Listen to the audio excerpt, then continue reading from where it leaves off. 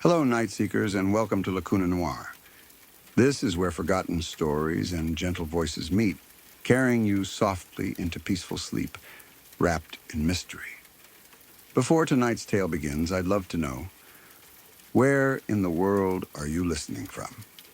Drop a comment below and let me know.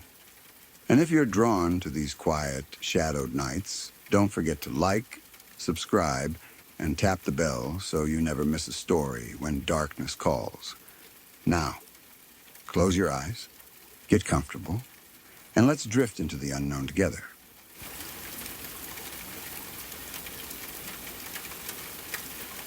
Back in my 20s, life felt loud, busy, and endless in the way it only does when you're young and surrounded by friends. There was a whole group of us who spent most weekends together. We worked during the week, complained about our jobs, and then blew off steam the same way a lot of guys that age did.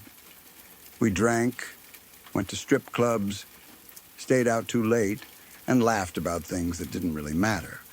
It wasn't glamorous, but it felt like freedom. We thought we had all the time in the world. One of the guys in our group was named Kevin. He didn't stand out in the way some people do. He wasn't the loudest, wasn't the smoothest with women, and definitely wasn't the kind of guy who demanded attention when he walked into a room. He was a little overweight, kind of nerdy, and awkward in a way that was actually endearing. Kevin was genuinely kind. He listened more than he talked. He remembered things about people. He showed up when you needed help moving or fixing something. He was the kind of friend you don't fully appreciate until later, when you realize how rare that kind of person really is. What made Kevin even more surprising was how smart he was. He didn't brag about it, and most people wouldn't have guessed just how intelligent he was from first impressions alone. But Kevin had just gotten a full ride to MIT. That was huge. It was the kind of achievement that should have set his life on an entirely new path. We all congratulated him, joked about how he was going to forget us once he became some big genius, and talked about how proud his parents must be. On the surface, everything seemed to be lining up for him. Then one day, everything stopped. Oh, I was at work when my phone rang. It was my friend Scott. I could tell from his voice right away that something wasn't right. He didn't waste time with small talk. He told me that Kevin's dad had called him. Kevin was missing. His wallet was still at home. His car was still there. But Kevin himself was gone, and so was his gun. The moment he said that, my stomach dropped. You don't hear something like that and think it's no big deal. I told Scott I'd leave work immediately and be there in 20 minutes. My mind was racing as I grabbed my keys. I kept telling myself there had to be some explanation. Maybe Kevin went for a drive. Maybe he needed space. Maybe it was just a misunderstanding. I hadn't even made it to my car yet when my phone rang again. It was Scott. This time his voice was different, flat, hollow, like something inside him had already broken. He told me Kevin's dad had found him. He was leaning against a tree. Half of his head was gone. I don't remember sitting down, but I must have, because the next thing I knew, I was staring at the ground, unable to move. Everything felt unreal, like I was watching someone else's life unfold instead of my own. A few minutes earlier, Kevin was missing. Now he was dead, just like that. I still drove over there. I don't know why. Maybe I needed to see something, anything, to make it feel real. The drive felt longer than it ever had before. When I arrived, there were already people there. Police, family, friends. The air felt heavy, like it was pressing down on everyone at once. No one knew what to say. There was nothing to say. The days that followed were a blur of shock and disbelief. We kept replaying memories in our heads, trying to spot signs we might have missed. Conversations that felt normal at the time suddenly took on new weight. jokes, silences. Moments when Kevin seemed tired or distant. We all asked ourselves the same question over and over again.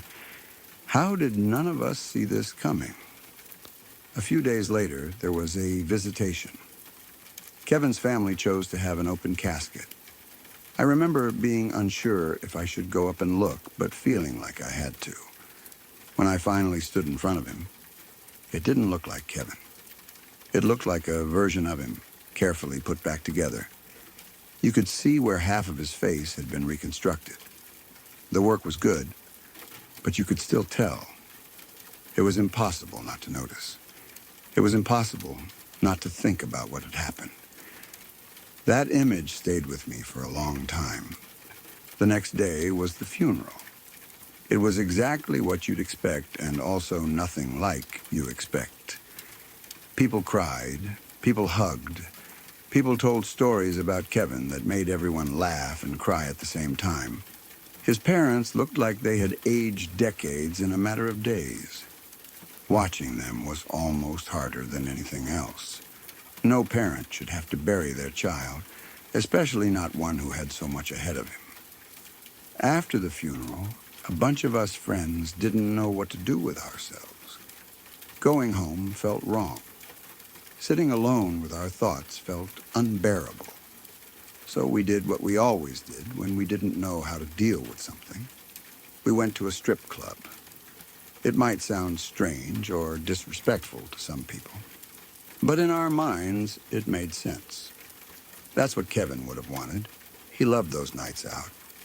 He loved the laughter, the stupid conversations, the feeling of being part of something.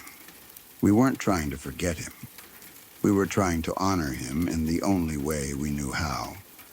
That night was strange. We laughed, but it felt forced. We drank, but it didn't numb anything. Every empty chair felt louder than the music. Every joke felt incomplete without Kevin there to smile quietly in the background. The next morning's where things took a turn that I still can't fully explain. I walked outside and noticed something on my buddy's car. Written in the dew on the window was a simple message. A thank you. Just that. And sitting on the hood of the car was an empty Pabst Blue Ribbon beer can. Kevin drank Pabst Blue Ribbon. Not because it was cool or trendy, but because he liked it. It was his beer. We all knew that. No one else in our group drank it. We all stood there staring at it in silence. No one laughed. No one made a joke. No one tried to explain it away. We just looked at each other, all thinking the same thing, but not wanting to say it out loud. It felt like Kevin had stopped by one last time. Like he was telling us he knew we were thinking of him. Like he was saying goodbye. To this day, that moment still gives me chills.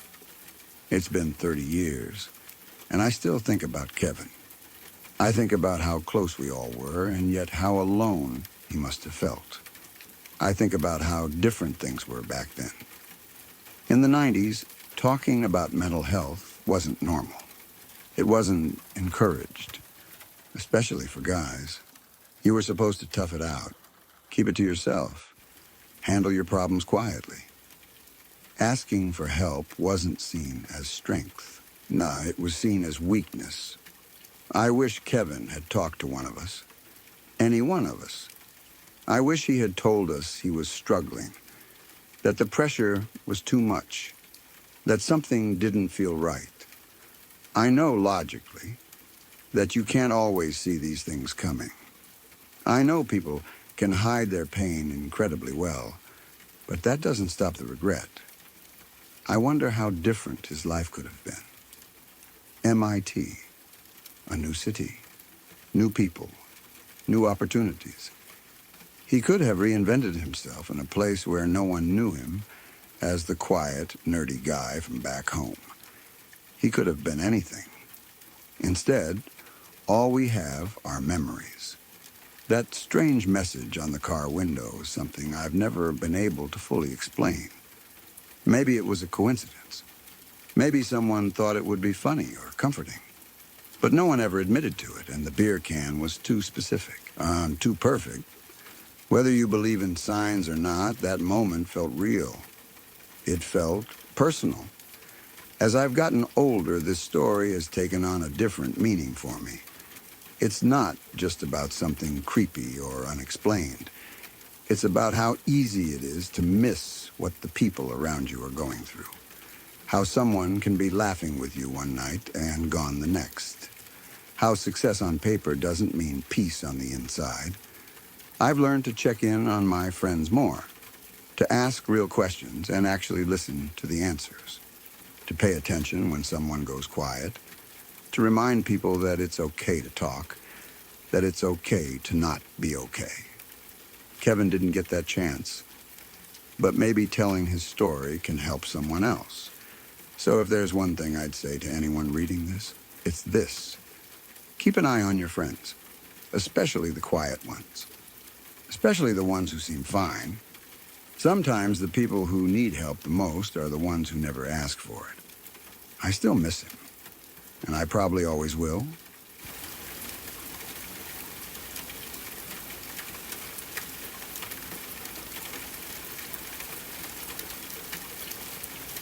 This is one of those moments that sounds almost stupid when you try to explain it out loud, but when you're the one who experienced it, it sticks to you in a way that's hard to shake. It's been about 3 years now, and even today, every once in a while, my mind drifts back to that night, and I feel the same uneasiness creep in. Nothing dramatic happened afterward. No one was hurt.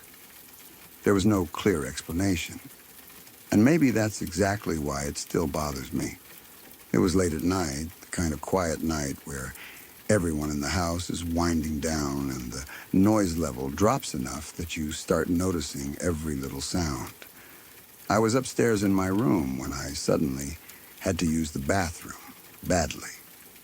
The problem was that my mom was already in the upstairs bathroom, taking a shower. I remember standing outside the door for a moment, I hoping she'd be done soon, but the water was still running and I knew it would take a while. So I did what anyone would do and went downstairs to use the bathroom down there. The downstairs bathroom is right next to the sliding glass door that leads out to the backyard. It's one of those layouts where the bathroom feels a bit exposed, even though it's inside the house. At night, especially, it always felt a little weird to be in there because the glass door's right there, separating you from the dark outside. Still, I didn't think much of it. I'd used that bathroom plenty of times before. I went in, shut the bathroom door, and sat down. Everything was completely normal at first. The house was quiet. I could faintly hear the shower running upstairs, and that was it. No TV on, no music, no voices. Just that low background sound of water and the silence that fills in around it. I'd been sitting there for maybe 3 minutes, not long at all. Then, out of nowhere, I heard 3 distinct knocks. They were loud enough that I immediately froze. At first, my brain tried to process what I'd just heard. 3 knocks isn't unusual by itself, but what made my stomach drop was where the sound came from. They weren't on the bathroom door. They weren't upstairs. They weren't on the front door. They were on the sliding glass door. And not just that. The sound came from outside the door. I remember sitting there, completely still, my heart starting to beat faster as my mind tried to make sense of it. Who would be knocking on the sliding glass door at night? And why from outside? It didn't make sense. For a split second, I wondered if maybe one of my siblings was messing around in the backyard, but that thought didn't sit right. It was late, dark, and cold outside. No one ever went out there at night, especially not quietly enough that I hadn't heard the door open. Before I could even fully react to the knocking, something else happened. I heard the unmistakable sound of the sliding glass door being unlatched. That sound is very specific. If you've lived in a house with a sliding door, you know exactly what I mean. It's not subtle. It's not something you confuse with anything else. It's a clear click, followed by the slight shift of the door as it's freed. My entire body went tense. Then I heard the door slide open. Slowly at first, then all the way until it hit the other side and made that dull thud when it couldn't go any further. The sound echoed slightly in the quiet house, and I swear it felt like everything stopped in that moment. Even the shower upstairs seemed quieter, like the house itself was holding its breath.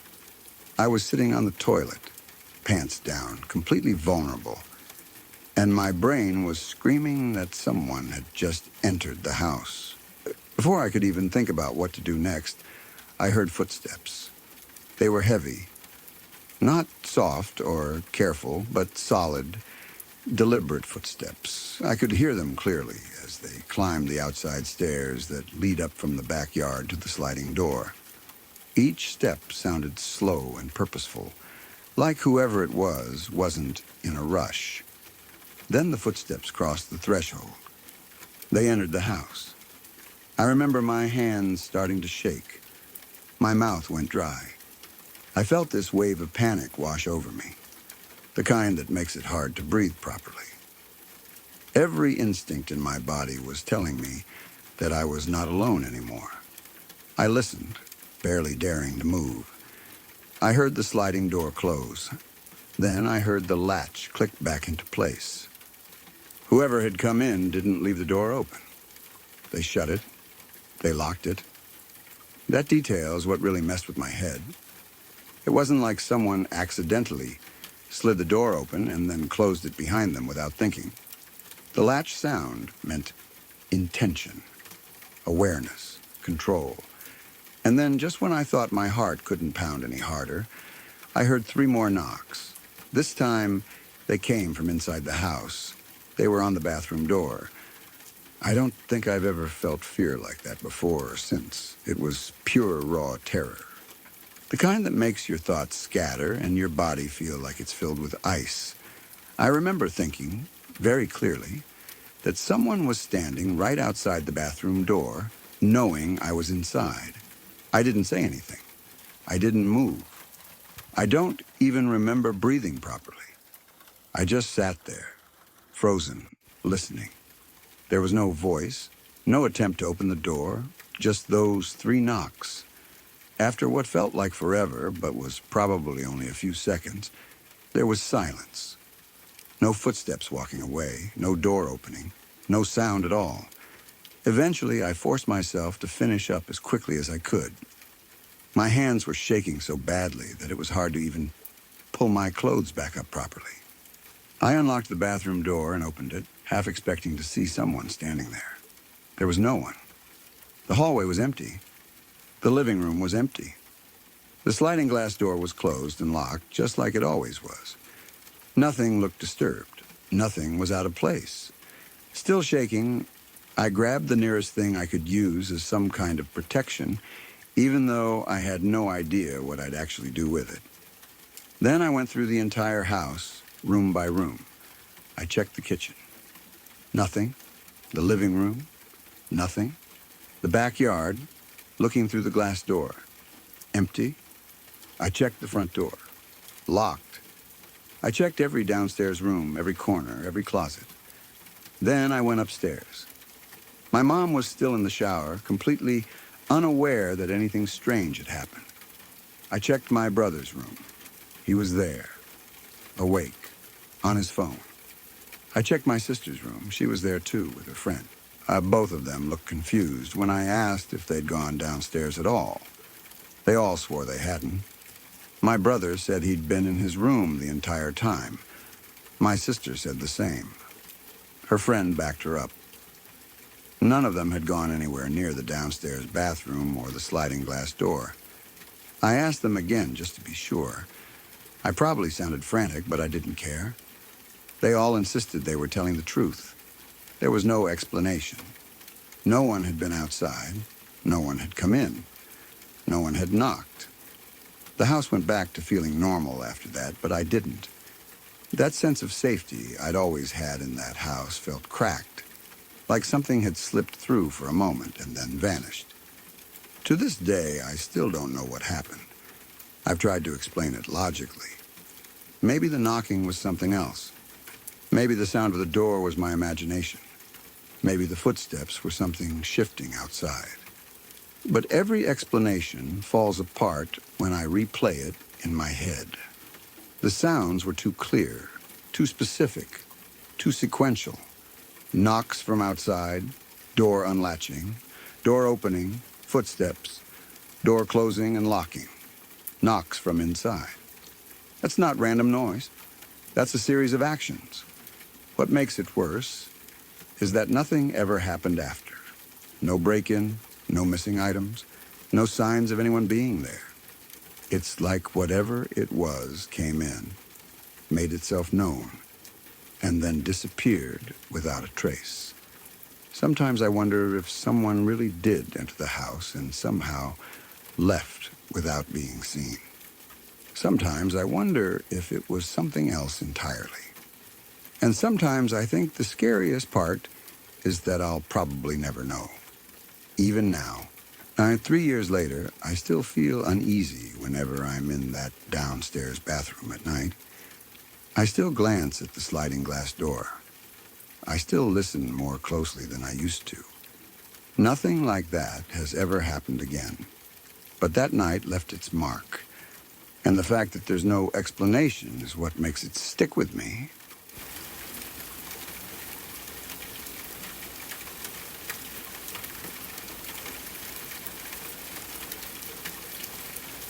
When I was in university, I studied archaeology. Going into it, I knew we would be dealing with bones, history, and death in an academic sense. I thought I was prepared for that. I understood, at least in theory, that archaeology isn't just about ancient tools or ruined buildings. It's also about human remains and about learning to read stories written into bones. What I didn't fully understand yet was how emotionally heavy that could become, especially when the remains belonged to someone who never had a chance to live a full life. One of the main things you learn early on in archaeology, especially if you focus on human osteology, is how much information bones can hold. Bones aren't just inert objects. They change over time based on how a person lived. From a skeleton, you can often tell whether someone was male or female, roughly how old they were when they died, how tall they were, and sometimes even what kind of work they did. Repeated physical labor leaves marks. Certain muscle attachments grow more pronounced. Joint wear can suggest repetitive movements. Old injuries leave traces too, even if they healed long before death. At first, learning this felt fascinating in a purely academic way. It was like learning a new language, a way of reading the past without words. A fracture that healed badly might tell you someone broke a bone and didn't receive proper medical care. Signs of arthritis might suggest a life of hard labor. Dental wear could hint at diet. Malnutrition can leave its own unmistakable marks, especially in children, whose bones are still growing and are far more sensitive to prolonged stress and lack of nutrients. One day, during a class focused specifically on human bones, our instructor brought up a real-world case. It wasn't ancient. It wasn't prehistoric. It wasn't even particularly old in archaeological terms. It was used as a teaching example because it showed very clearly how much information can be gathered from skeletal remains alone. The case involved a child. The child's skeleton had been found inside a trunk. That detail alone was enough to make the room go quiet. A trunk is not a burial. It's not ceremonial. It's not respectful. It immediately tells you that whoever put that child there did not see them as a person deserving dignity. Even before any scientific analysis, the context already suggested something deeply wrong. As the instructor walked us through the findings, it became clear just how much that child had suffered in life, long before their death. The bones showed clear indicators of long-term malnutrition. In children, malnutrition doesn't just mean being thin or small. It leaves permanent marks on the skeleton. Growth can be stunted. Certain lines, called stress lines, can appear in bones and teeth, showing periods when the body was under severe strain. These aren't caused by a single missed meal. They indicate ongoing deprivation over months or years. This child's skeleton showed multiple such indicators. It wasn't a brief hardship. It was a pattern. There were also signs of repeated injuries. Not one accident, not two. Multiple fractures throughout the body, some of which had healed, some of which had healed poorly. Different bones, broken at different times. That's one of the things osteologists learn to recognize quickly. Accidents happen, especially to children. But accidents tend to follow certain patterns. Abuse follows different ones. When bones show fractures in various stages of healing, spread across the body, it suggests repeated trauma over time. It suggests a child who was hurt again and again, and then expected to keep living with those injuries. Some of the breaks showed signs that they hadn't been properly treated. The bones healed, but not correctly, indicating that medical care was either unavailable or deliberately withheld. The instructor explained all of this in a calm, professional tone. This was a lesson, after all. We were there to learn. But sitting there, listening, it became harder and harder to keep emotional distance. The facts themselves were devastating. Then came the discussion of the cause of death. The skeleton showed signs consistent with a violent, tragic death. Without going into graphic detail, it was clear that this wasn't an illness or an accident. The injuries present at the time of death were severe and incompatible with survival. The way the bones were damaged suggested force and intent. What struck me most was that everything we were learning came solely from the bones. There were no soft tissues left, no facial expressions, no voice, no written record of who this child was or what they endured. And yet their skeleton told a story that was impossible to ignore. A child who was underfed for years, a child who was injured repeatedly, a child who suffered and then died violently. And after all of that, their body was placed in a trunk, as if to hide what had been done. The case was presented to us as an example of how forensic archaeology and osteology can help identify abuse even long after death. It was meant to show the power of skeletal analysis in legal and investigative contexts. And from an academic standpoint, it did exactly that. But emotionally, it stayed with me. I remember leaving that class feeling heavy in a way I hadn't felt before. It wasn't fear. It wasn't shock in the dramatic sense. It was sadness, deep and quiet. The kind that sits in your chest and doesn't go away easily. I kept thinking about how young that child must have been. How small. How dependent on the very people who were supposed to protect them. Bones don't tell you everything. They can't tell you the child's name. They can't tell you what they liked, or what made them laugh, or whether they ever felt safe. They can't tell you if anyone ever showed them kindness, but they can tell you when something was terribly wrong. That realization changed how I viewed my studies after that. Archaeology stopped being just about the past and became very much about people, real people, with real suffering. Even when the remains are centuries or thousands of years old, they belong to someone who lived, breathed, hoped, and hurt. In this case, the child wasn't ancient at all. They existed in a world not so different from ours. A world with laws, with neighbors, with systems that are supposed to catch abuse before it becomes fatal. And yet somehow this child fell through every crack. What made it even harder was knowing that this case was used as a teaching example because it was so clear. Clear abuse, clear neglect, clear violence.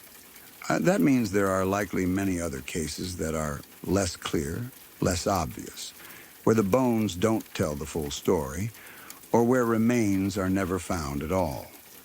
I thought about how archaeology, in situations like this, becomes a kind of final witness. When no one spoke up in life, the bones speak in death.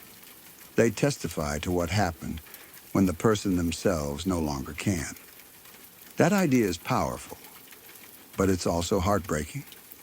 I don't remember every technical detail from that lecture anymore. I couldn't tell you all the specific markers or measurements we discussed, but I remember how it made me feel. I remember sitting there, realizing that education doesn't always come with emotional distance, even when it's presented clinically. That case stuck with me because it wasn't sensational. There were no dramatic reenactments, no horror movie elements, just quiet, undeniable evidence of prolonged suffering. And somehow that made it worse. Even now, years later, I think about that child sometimes, about how their bones ended up in a classroom, teaching future archaeologists how to recognize abuse. There's something tragic and strange about that their pain became a lesson, that their life, reduced to skeletal remains, still had something important to say. It also gave me a deeper respect for the responsibility that comes with studying human remains. These aren't just specimens, they are people, and sometimes they carry stories that are incredibly hard to hold. That lesson has never left me.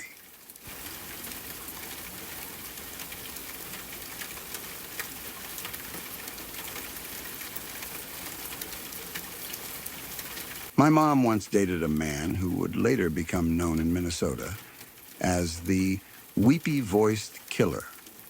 At the time, though, he was just someone she met, someone she went out with like anyone else. There were no headlines yet, no documentaries, no late-night news segments dissecting his crimes. He wasn't infamous. He wasn't even suspicious, at least not in a way that would make someone walk away immediately. He was just a man she dated for a short period of time. That's what makes the story so unsettling to me, the ordinariness of it. The fact that someone who would later be responsible for killing 3 people once sat across from my mom at dinner, held conversations, and existed in her life without revealing what he was capable of. She never described him as obviously dangerous. There were no violent outbursts, no threats, no dramatic red flags that would have made the story easier to understand in hindsight. He didn't fit the image most people have of a killer. He blended in. That's part of what still bothers me. There was one detail she used to mention casually, though. Something small enough that it didn't stand out back then, but large enough that it echoes now. She told me that every time they went out, he insisted she wear red. Not suggested. Not complimented her in red. Insisted. At the time, she didn't question it deeply. People have preferences. Some men say they like certain colors, certain styles.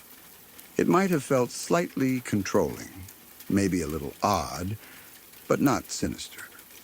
She wore red because it was easier than arguing about it. Because it didn't seem like a battle worth fighting. Because nothing about him at that stage screamed danger. Years passed. Then the arrest happened, the investigations, the news coverage. His name became known for something dark and irreversible. 3 people were dead. True crime documentaries were made. The details of his crimes were examined by reporters, analysts, and audiences who tried to make sense of how someone like him could do something like that. One night, years after she had dated him, my mom and I were watching one of those specials together. It was strange enough, sitting there knowing she had once known him personally. Hearing the narrator say his name with that dramatic tone. seeing photos of him on the screen while remembering that he had once been just a part of her normal life. As the show moved into the crime scenes, something started to feel off. In every photo they showed of the victims, there was one common detail. It wasn't obvious at first, but once you saw it, you couldn't unsee it. The women were wearing red, a red dress, a red top, a red jacket. The color stood out in each image like it was glowing. My brain made the connection before I wanted it to. The documentary eventually explained it clearly. Investigators had determined that red was how he selected his victims. It wasn't random. It wasn't coincidence. It was a filter, a signal, a trigger. He targeted women wearing red. I remember the exact feeling when it clicked. The room felt colder. Not physically, but emotionally. I turned to look at my mom, and she looked back at me. We didn't speak right away. There are moments when understanding settles in before language does. You don't need words because the weight of the realization is already there, heavy and unmistakable. She had worn red over and over again because he insisted. Suddenly, all those harmless dates from years ago were reframed in a completely different light. What once seemed like a strange preference now felt like something darker. Was he testing her, categorizing her, seeing if she fit some internal pattern? We don't know. We may never know. Eventually, I broke the silence. I told her how lucky she was. Not in a dramatic way, just quietly. How unimaginably close she had been to something horrific without ever knowing it. She nodded. She didn't argue. She didn't dismiss it. She just sat there, probably replaying old memories through a new lens. That's the part that stays with me. When something terrible happens in the news, it usually feels distant. A story about strangers, faces on a screen, names in an article. But when it intersects with your own life, even briefly, it becomes personal in a way that's hard to shake. The idea that something as simple as a color could be tied to violence is chilling. Red is such an ordinary color. It's common. It's worn every day by millions of people. It's associated with love, passion, celebration. And yet for him, it was something else entirely. It was a marker. It forces you to think about how thin the line really is between safety and danger. How someone can move through your life without revealing what they are capable of. How patterns can exist beneath the surface of normal behavior. My mom walked away from him without ever knowing she might have fit the exact criteria he later used to choose his victims. She didn't leave because she sensed danger. She left because the relationship didn't work out. It could have gone differently.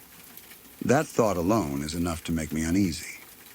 What makes it more disturbing is how quiet the warning signs were.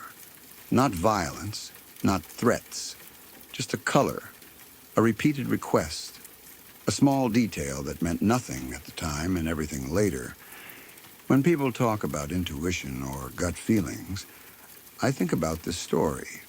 Sometimes there are no alarms, no flashing red lights. Sometimes danger looks ordinary. It looks like someone asking you to wear a certain dress. It looks like a normal date. It looks like something you don't question because there's no obvious reason to. And then years later, you find out the truth. We still talk about it sometimes, but not often. There's no resolution to be found in it. There's only relief mixed with discomfort. Relief that she is here. Discomfort at how close she may have been to becoming another name in a documentary. It's terrifying to realize how easily your life could have taken a different path because of a detail that seemed meaningless at the time. A different decision, a longer relationship, a moment alone at the wrong place. The scariest part isn't just what he did. It's how normal he seemed before he did it. That's what lingers, the ordinariness. The fact that evil doesn't always arrive loudly. Sometimes it sits across from you at dinner and asks you to wear red.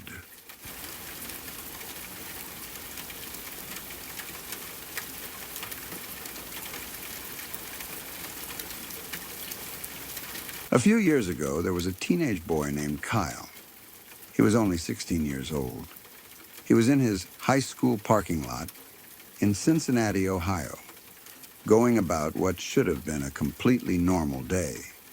There was nothing unusual about where he was. A school parking lot is supposed to be one of the safest places a teenager can be. Parents drop their kids off there every morning without fear. Teachers walk across it between classes. Security cameras overlook it. It is familiar, routine, almost boring in how ordinary it feels. Nothing about that setting should have been dangerous. Somehow, Kyle became trapped inside his own car. The details of how it happened are complicated, but the core of it is simple and heartbreaking. His car seat malfunctioned. It folded in a way it was not supposed to and pinned him inside the vehicle. He was pushed into the back area of the car, closer to the trunk, in a position that trapped him upside down. His phone was near the front. He could not properly reach it. He could not move his arms freely. His body was compressed in a way that made every breath harder than the last. This was not a situation where someone panicked and froze. Kyle stayed calm. He thought clearly. Even while trapped upside down and struggling to breathe, he remembered that his phone had voice command features. He used them to call 911. That should have been the turning point. That should have been the moment the story shifted toward rescue. Instead, it became the beginning of the end. When Kyle first got through to emergency services, he was already under strain. Being upside down affects blood flow and breathing. Your body does not tolerate that position well for long.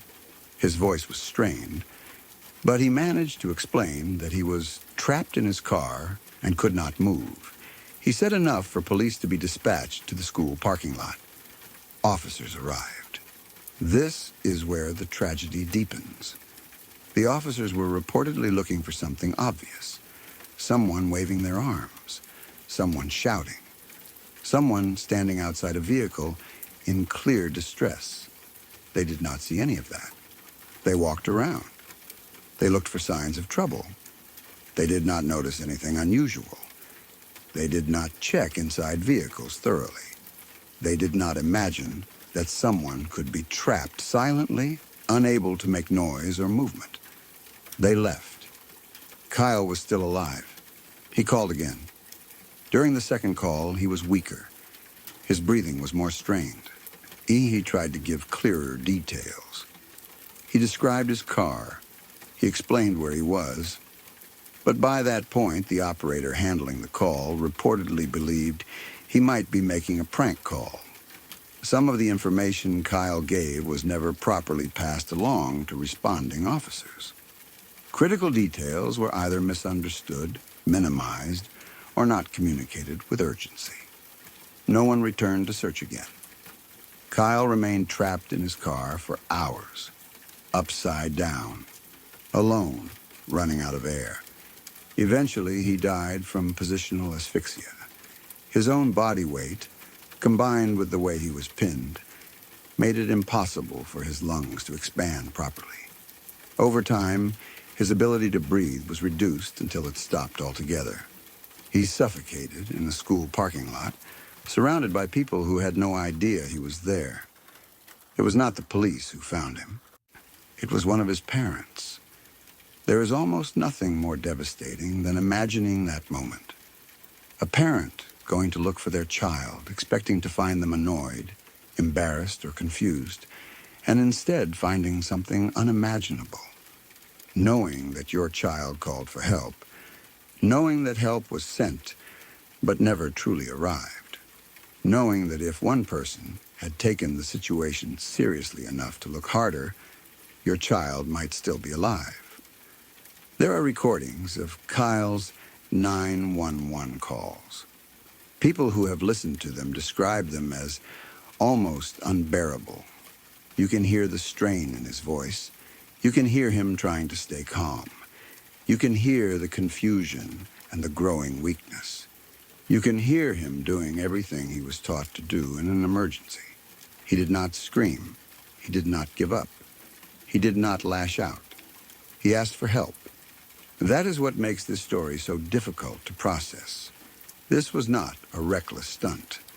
He was not breaking rules. He was not engaging in dangerous behavior. He did not ignore warning signs. He was a teenager in a parking lot. He did exactly what we tell children to do in a crisis. Stay calm. Call 911. Explain what is happening. And the system failed him. Years later, Kyle's family received a financial settlement from the city for negligence. But no amount of money can repair the loss of a child. No settlement can undo the hours he spent trapped. No legal resolution can erase the recordings of his fading voice. Even more troubling is that very little changed afterward. The same structural issues that contributed to his death still exist in many places. Understaffed dispatch centers, operators under pressure, a training that does not fully prepare people for unusual emergencies. A tendency to dismiss calls that do not fit a familiar pattern. Kyle's story is often compared to other cases where emergency operators failed people in crisis. There have been instances where callers were mocked, dismissed, or not believed until it was too late. In many of those cases, there was no direct cruelty. There was something quieter and, in some ways, more frightening: indifference. A failure to imagine that what sounds strange might still be real. A failure to treat every call as urgent until proven otherwise. A failure to assume the worst case, even when someone's life may depend on it. What makes Kyle's case especially haunting is how close he was to being saved. Police were physically present at the location. They were in the right parking lot. They were steps away from where he was trapped. The difference between life and death came down to whether someone thought to look inside a vehicle more carefully. He was not hidden miles away. He was not in an isolated forest. He was in a familiar, everyday place. Kyle would be around the age many of us are now. He would be navigating adulthood, complaining about work or college, posting jokes online, living an ordinary life full of small frustrations and small joys. Instead, his name is remembered as a warning. This story does not scare in the traditional sense. There is no masked attacker, no supernatural element, no dramatic confrontation. What makes it terrifying is how preventable it was. It exposes how fragile safety can be when we rely on systems and assume they will function perfectly. Most of us believe that if we call for help, someone will come. We believe that if authorities are dispatched, they will search thoroughly. We trust that our voices will be heard and taken seriously. Kyle trusted that too. There is something deeply unsettling about knowing that someone can do everything right and still die because the people meant to help did not fully believe him. That a calm, ordinary voice on the other end of a phone line can determine, intentionally or not, whether someone lives or dies. His story is not about fear of strangers in the dark. It is about the quiet terror of being trapped and realizing that rescue is not guaranteed. It is about the helplessness of knowing help was nearby but not reaching you in time. It forces us to confront uncomfortable questions about responsibility, accountability, and how easily human error can become fatal. The most haunting part is that Kyle never stopped trying. He remained calm. He kept explaining. He trusted the process. And in the end, that trust was not enough. That is what makes his story linger long after you hear it. Not the mechanics of the accident, not the legal aftermath, but the thought of a teenager, upside down in a car, believing that someone was coming to save him. And no one did. Sorry to pause for just a moment. If this is your first time here, welcome. I hope you're enjoying the calm so far. If you'd like more nights like this, true stories, gentle rain, no interruptions, please subscribe to Lacuna Noir. It really helps me keep creating these peaceful experiences for you. And tap the bell so you're here every time a new story arrives in the dark.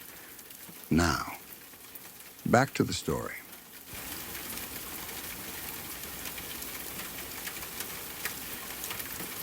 This is one of those stories that stays lodged in your mind, not because it's dramatic or exaggerated, but because it is so brutally real. It's the kind of thing that reminds you how fragile life is and how the people who try to save others often carry the heaviest burdens long after the moment has passed.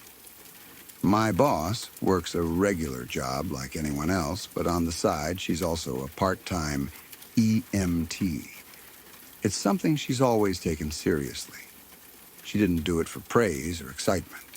She did it because she genuinely wanted to help people in their worst moments.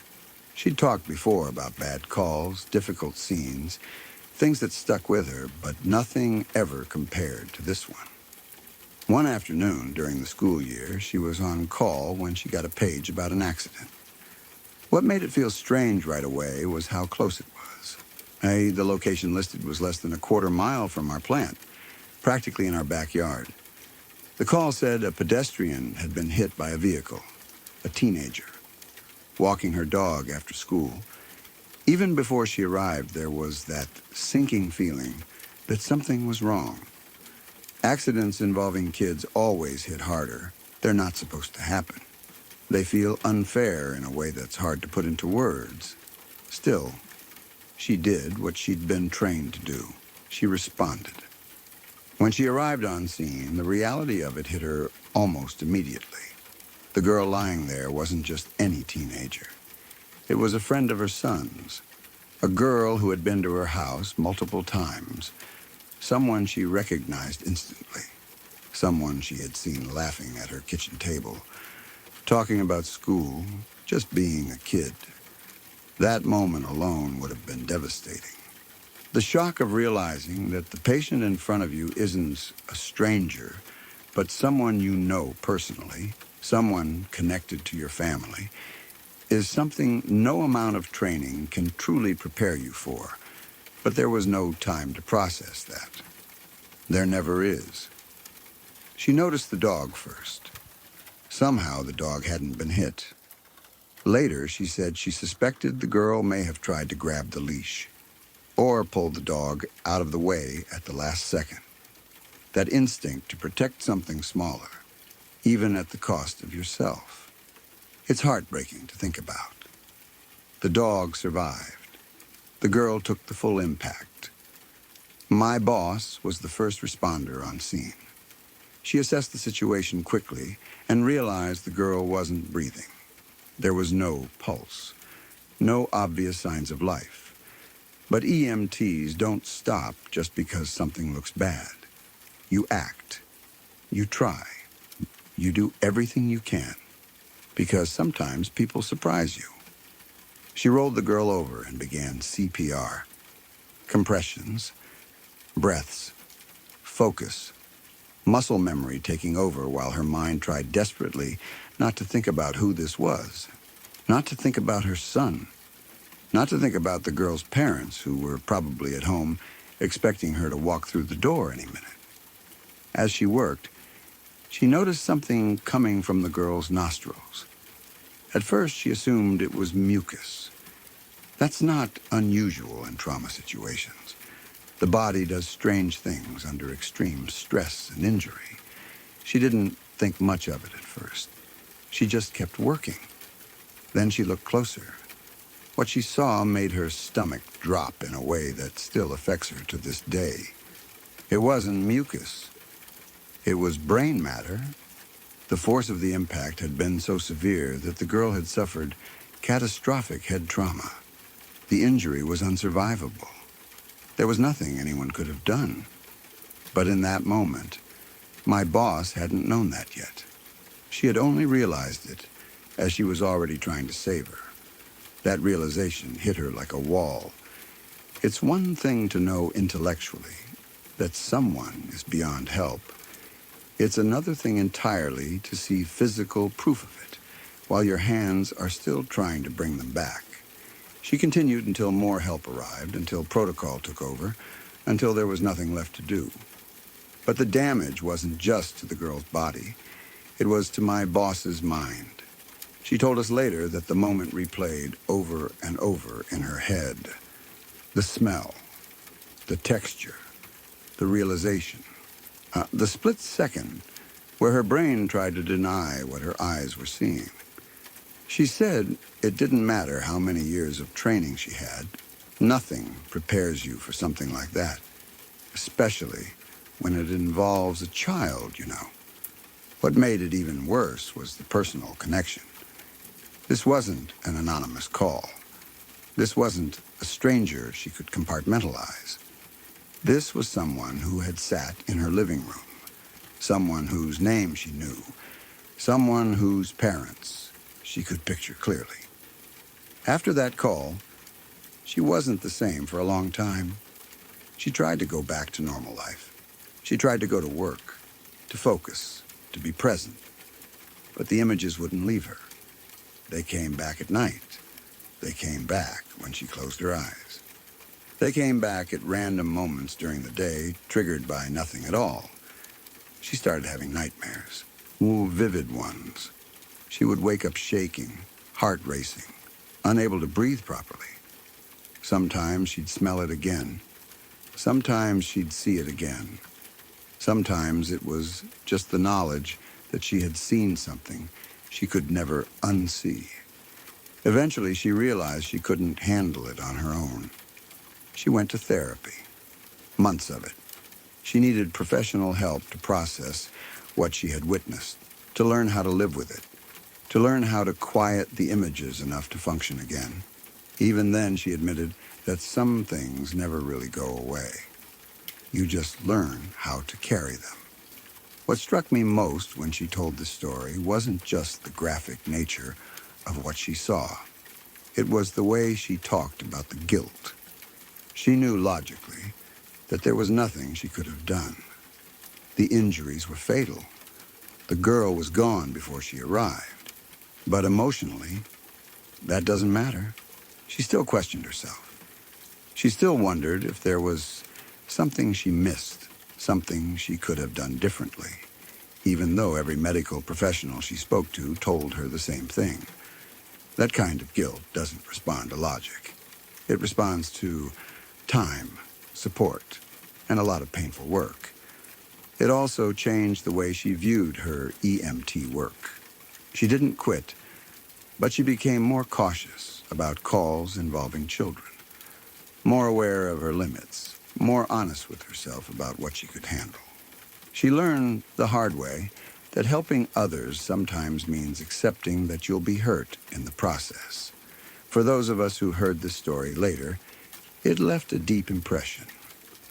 It's easy to think of first responders as people who are somehow immune to trauma, as if training makes them less human. Stories like this destroy that illusion completely. They see things most of us will never see. They carry images most of us are lucky enough to never imagine, and they often do it quietly, without recognition, without support, until it becomes too heavy to hold alone. What also stays with me is the randomness of it all. A teenager walking her dog after school. Something so normal, so routine. A moment that should have been forgettable. Instead, it became the worst day of multiple lives at once. The girls, her families, my bosses, her sons. Every time I think about this story, I think about how close tragedy always is, how quickly everything can change, how the people who step in to help are sometimes left with wounds that no one can see. My boss eventually found a way forward. Therapy helped. Time helped. Talking about it helped, even though it was painful. She learned how to live with the memory instead of fighting it constantly. But she has never forgotten it, and she never will, and honestly, I don't think she should. Because remembering is part of honoring what happened, part of acknowledging the cost of caring, part of recognizing that behind every emergency call is not just a victim, but a responder who may carry that moment for the rest of their life. This story isn't meant to shock for the sake of shock. It's meant to remind people that trauma doesn't only belong to those who are injured or killed. It belongs to the ones who arrive afterward, who try to help, who see things they can never forget. And sometimes, the bravest thing they can do afterward is admit that they need help too.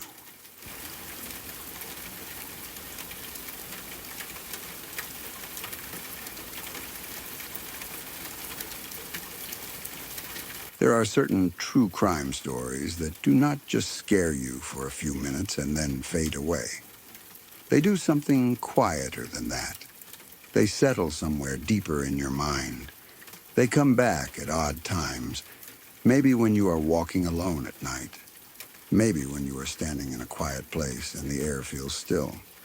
Not because of blood or graphic details, but because they remind you how fragile ordinary moments really are. Two stories have always stayed with me. Different killers, different settings. But they share the same chilling truth. Sometimes you do not have to make a mistake. You do not have to take a reckless risk. You do not have to ignore obvious danger. Sometimes you can be doing something completely normal and still find yourself within inches of something that could have ended your life.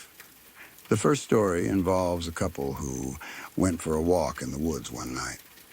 Nothing dramatic, nothing reckless. Just two people enjoying time together. Maybe they wanted quiet. Maybe they wanted air. Maybe they just liked walking under the trees when everything felt calm and still. Woods at night can feel peaceful. The world sounds different after dark. Your footsteps seem louder. The air feels cooler. Everything feels slightly slowed down. At some point during their walk, one of them tripped. It was not a dramatic fall. Just that sudden loss of balance when your foot catches something unexpected. They probably laughed. Maybe one of them said, "Watch it where you're going." Maybe they blamed a branch or a rock. In the dark, things blend together. The ground hides its shape. They did not bend down to look closely. They did not shine a flashlight to see what had caused the stumble. Something about the moment felt off. Not loud, not obvious, just slightly wrong. And instead of investigating, they turned around and left. They walked away. What they had tripped over was not a branch. It was not a rock. It was a body. Years later, Ted Bundy admitted that he had been in those woods at that exact time. He had just dumped a victim. When he heard the couple approaching, he hid. He watched them. He saw them stumble. He waited. And he later said something simple and cold. If they had realized what they had stumbled over, he would have had to kill them too. Not because they had done anything to him, not because they had angered him, simply because they would have been witnesses. That detail is what stays with me. They walked away thinking they had just experienced a slightly creepy moment. They might have told the story later as something odd that happened during a night walk. They went home. They slept. They continued their lives. They never knew how close curiosity came to costing them everything. Sometimes survival is not about strength. It is not about fighting back or outsmarting someone. Sometimes it is as small and fragile as a decision not to look closer. The second story lingers for a different reason. Israel Keyes was not impulsive in the way some killers are. He was patient, calculated, organized. He buried what he called kill kits across different states, buckets filled with weapons, restraints, and tools. He buried them years in advance. He traveled for work. He raised a daughter. He lived what looked like a completely normal life. And beneath the soil, in quiet, random places, tools for murder waited. He did not always choose victims based on personal obsession. He chose them because they were available, because they were in the wrong place at the wrong time, because he had decided that on a certain day, somewhere, someone would die. That randomness is what makes it hard to shake. We like to believe we can manage our safety. Do not walk alone at night. Stay in well-lit areas. Be aware of your surroundings. Avoid isolated places. Make smart decisions. Those are good habits. They matter. But how do you defend yourself against someone who decided years ago that someday, somewhere, a stranger would be killed? In those cases, there were no warning signs that could be read ahead of time. No escalating argument. No suspicious conversation. No moment where danger slowly built. The danger existed long before the victim did. It was buried, planned, waiting. It is deeply unsettling to think about patience like that. Not rage, not passion, just quiet preparation. Both stories carry the same core idea. Intent combined with randomness. Bundy did not plan to meet that couple in the woods, but he was ready to kill them if necessary. Keyes did not always know who his next victim would be, but he had already prepared the tools. The victims were not chosen for who they were. They were chosen because they were there. That idea unsettles something deep inside us. It challenges the comforting belief that if we are cautious enough, smart enough, careful enough, we will always be safe. It suggests that sometimes safety is not entirely within our control. Sometimes it comes down to timing, a decision to turn back, a choice not to investigate, a moment of instinct that says, leave. I think about how many small decisions shape our lives without us realizing it.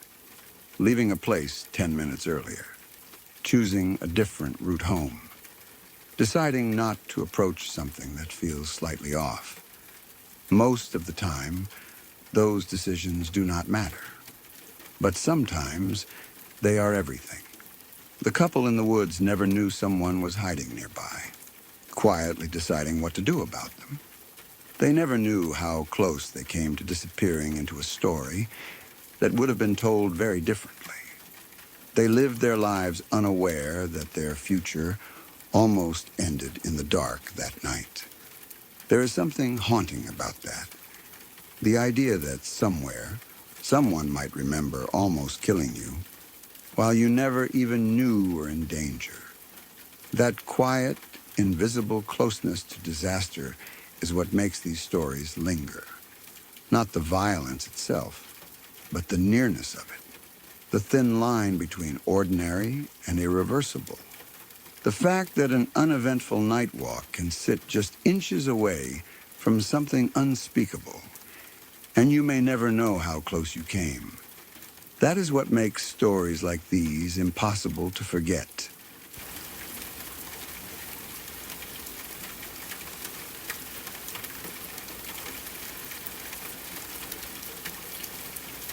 Years ago, when I was in school, I had a teaching assistant who made my life miserable in a way that still affects me today. At the time, I didn't fully understand how serious the situation was. I knew I felt uncomfortable. I knew something wasn't right. But I didn't yet grasp how close I came to being seriously injured or killed. That understanding only came later after I had distance from it and could look back clearly. It was a small program, and that semester there were only 2 students in the class, just me and one other girl. The teaching assistant was responsible for everything. He taught the lessons, supervised lab work, graded assignments, and controlled access to the equipment. There was no buffer between us and him, no large classroom, no other students, no safety in numbers. It was an isolated environment where he held nearly all the power. From the beginning, something felt off about him. He paid a lot of attention to the other student, and not in a normal academic way. He flirted with her openly. He stood too close. He laughed too loudly at her jokes. He found excuses to help her with simple tasks she could easily handle on her own. It went beyond encouragement or mentorship. It felt personal. It didn't take long to realize they were sleeping together. There was no announcement, of course, but it became obvious. The tone between them, the way they disappeared for long stretches, the favoritism in grading and feedback. It was clear that boundaries had been crossed. What made it worse was that he seemed genuinely offended that I wasn't interested in him. I didn't flirt back. I didn't respond to his comments. I treated him the way you're supposed to treat someone in a position of authority. Polite, professional, and distant. That alone seemed to anger him. It was like my lack of interest was an insult. The atmosphere in the class changed quickly. He became cold toward me. He dismissed my questions. He criticized my work harshly while praising the other student for things that were average at best. He made pointed comments that felt like he was trying to get a reaction out of me. He would question my abilities in front of her. He would correct me in a tone that felt personal, not instructional. I kept my head down. I focused on my work. I told myself that if I just made it through the semester, it would be over. I didn't want conflict. I didn't want attention. I just wanted my education. The worst part was the machine lab. The lab was filled with heavy industrial equipment. These were not classroom toys or hobby tools. These were serious machines used for manufacturing, the kind that demand respect and constant awareness. One of them was a lathe so large it was roughly the size of my car. Anyone who has worked around machinery like that understands the risk. One mistake can cost you fingers, hands, or your life. Hair can get caught. Clothing can wrap around spinning parts. A second of distraction can become permanent damage. On the day everything happened, I was working alone at my station. I had already invested a lot of time into a long-term project. I was close to finishing an important stage. The lathe was running. The chuck was spinning at speed. The metal was cutting smoothly under the tool. I was focused, calm, and aware of my work. Then I noticed him. He was across the room walking toward me. He wasn't talking. He wasn't carrying anything. He was walking directly down the row of machines, staring at me. Not casually, not curiously. The look on his face made my stomach drop. It was intense, angry. The moment I realized he was coming straight for me, something in my body reacted before my mind had time to reason through it. I hit the emergency stop button immediately. At the same time, I slammed my foot down on the brake pedal. Even with both engaged, the machine did not stop instantly. It was too large and too heavy. It took time to slow down. As the lathe was still spinning, he reached my station. I expected him to mess with my setup. Maybe knock my tools out of alignment. Maybe change the settings. That kind of sabotage can happen in labs when someone wants to assert power or force you to redo work. I was bracing myself for him to ruin days of progress. Instead, he threw his full body weight into me. He shoved me hard, trying to force me backward into the still spinning machine. There was no warning, no words, just sudden force. I remember the shock more than anything. Not just physical shock, but mental. For a split second, my brain refused to process that he was actually doing this. Then survival took over. I pushed back with everything I had. My back hit the machine. My shirt tore. I felt the metal against my skin. He kept pushing. He pressed harder, trying to drive me into it while it was still slowing down. Time felt distorted. I remember thinking clearly that if my hair got caught, or if my hand slipped into the wrong position, that would be it. I remember thinking that this was how accidents happen, how someone ends up in the hospital, or worse, and everyone says it was tragic but unavoidable. The only reason I wasn't pulled into the machine was a combination of small details that worked in my favor. The workpiece was slick with cutting oil, so instead of grabbing onto me, it slid. I had moved the cutting tool away when I hit the emergency stop, reducing the chance of it catching fabric or skin, and eventually the machine slowed enough to stop completely. When it stopped, he let go. Just like that. I was shaking. My back burned. My hands hurt. I had scrapes where metal had rubbed against me. But nothing had been caught. Nothing had been torn away. I was still standing. He acted like nothing had happened. There were no cameras in the lab, no other students, no witnesses. Just the two of us, and a machine that could have easily killed me. When I reported what happened, I believed, naively, that the seriousness of it would be obvious. Instead, the institution minimized everything. They called it carelessness. They called it an accident. They said I was understandably upset because of a close call. They reframed the situation in a way that erased intent. The fact that I hit the emergency stop as soon as I saw him approaching was twisted into something negative. They said my emotional response showed I might not be responsible around machinery. In other words, they blamed me for reacting fast enough to survive. He faced almost no consequences. He lost certain lab privileges. He was not charged. He was not reported to police. He was not publicly disciplined. He simply was not hired back the following semester. That was it. As for me, the solution was to allow me to take lab sessions at different times so I could avoid him. That was their version of resolving the issue. At the time, I was young and exhausted. I wanted to finish my program and move on. Fighting an institution that clearly wanted to bury the problem felt impossible, so I accepted it. I told myself that at least he was gone. But experiences like that do not disappear just because the semester ends. Years later, I still cannot stand having someone behind me while I am working with tools. My body reacts instantly. My shoulders tense. My heart rate rises. I need to know exactly who is near me and where they are standing. It is not something I consciously choose. It happens automatically. That moment changed something in me. With distance, I understand what happened more clearly. He was not careless. He was angry. He felt rejected. He had power over the environment and tried to use that environment to hurt me in a way that could easily be dismissed as an accident. If the machine had not stopped in time, I might not be here. It could have been written off as a tragic lab incident, a mistake, a failure of attention.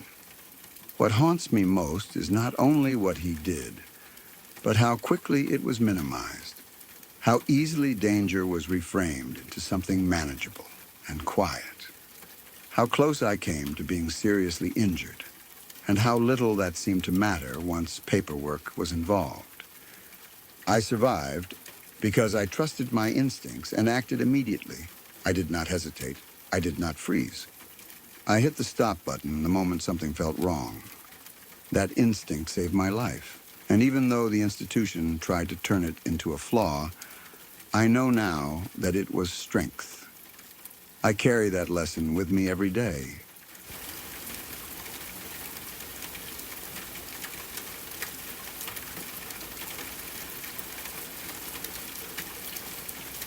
When I was growing up, I wasn't really allowed to go over to friends' houses the way other kids were.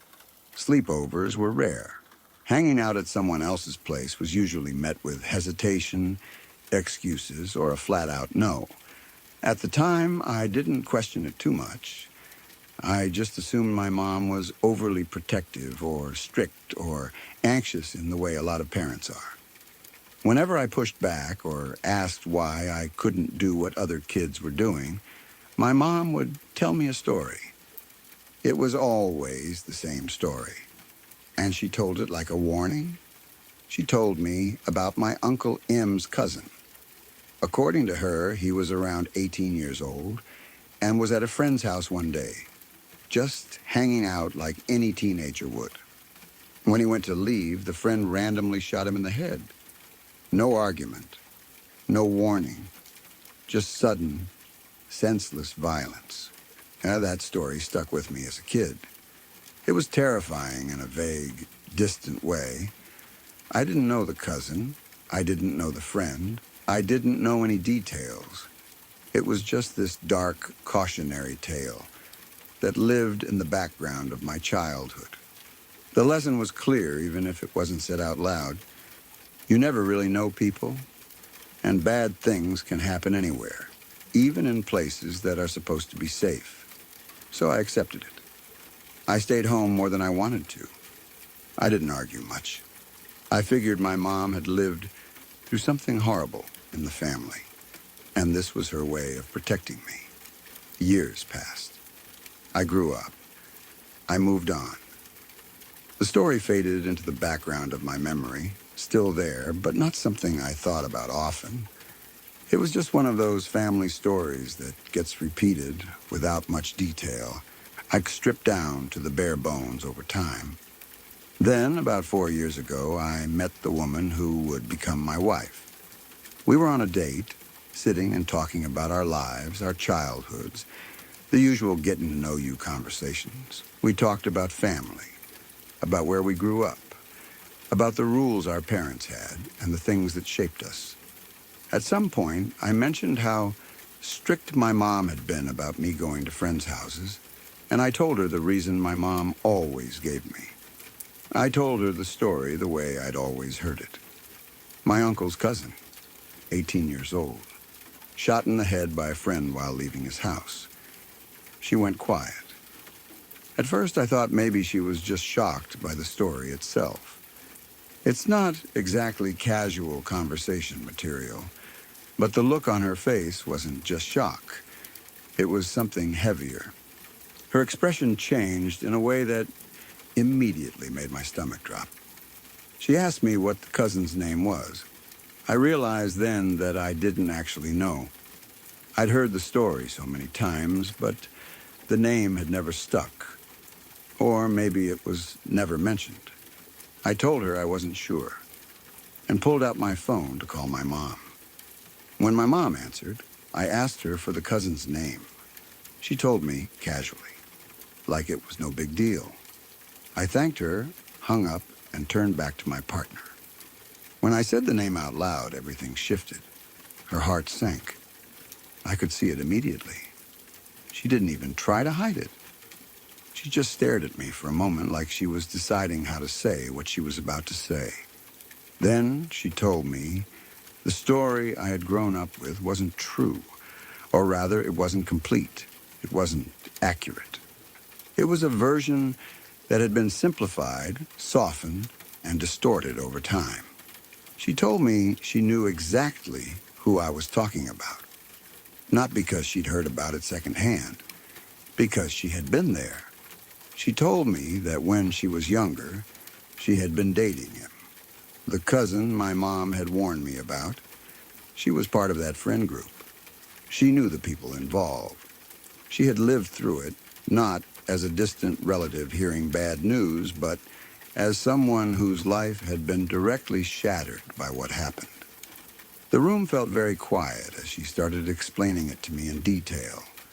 The shooting wasn't random in the way my mom's version made it sound. It wasn't just a friend snapping for no reason, as someone was walking out the door. There were layers to it: tension, circumstances, a context that had been completely stripped away in the version I'd been told as a kid. She didn't glamorize it. She didn't exaggerate. She spoke carefully. Like someone who had revisited this memory many times over the years and knew how painful it still was. She explained what led up to it, what the dynamics were in that group, and how everything unfolded. She talked about the chaos afterward, the shock, the police, the way nothing ever feels real in the immediate aftermath of something like that. She talked about how young they all were, how none of them understood yet how fragile life actually is. As she talked, I felt like the ground was shifting under me. This wasn't just some old family story anymore. This was my partner's lived trauma, something she had carried with her for years, quietly, without me knowing.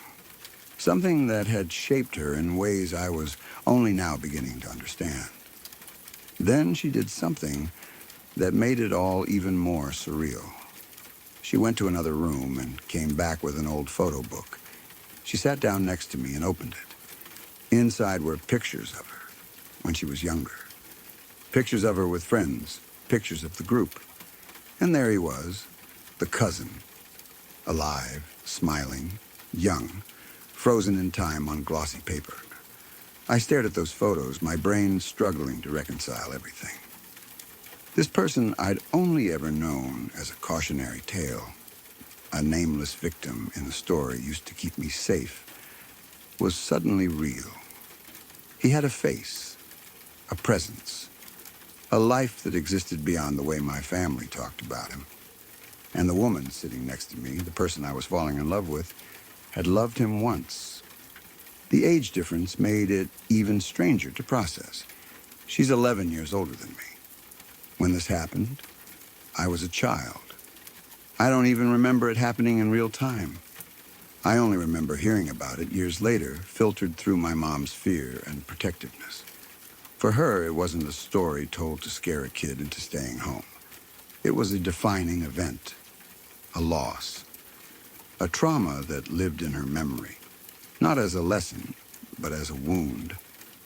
I realized then that my mom hadn't lied out of malice. She had reshaped the story to make it understandable and appropriate for a child. She removed the details that were too complex, too messy, too painful. She turned it into a simple warning. Don't go to friends' houses because bad things can happen. What she didn't know and couldn't have known was that years later, I would sit across from someone who knew the truth in a way none of us did. That realization hit me hard. It was a major holy shit moment. Not because it was creepy in a supernatural sense, but because of how small the world suddenly felt. How two completely separate parts of my life, my childhood and my adult relationship, collided in a way I never could have predicted. It made me think about how stories change as they're passed down, how trauma gets simplified, how families sometimes reshape events to protect the next generation, even if that means losing the truth along the way.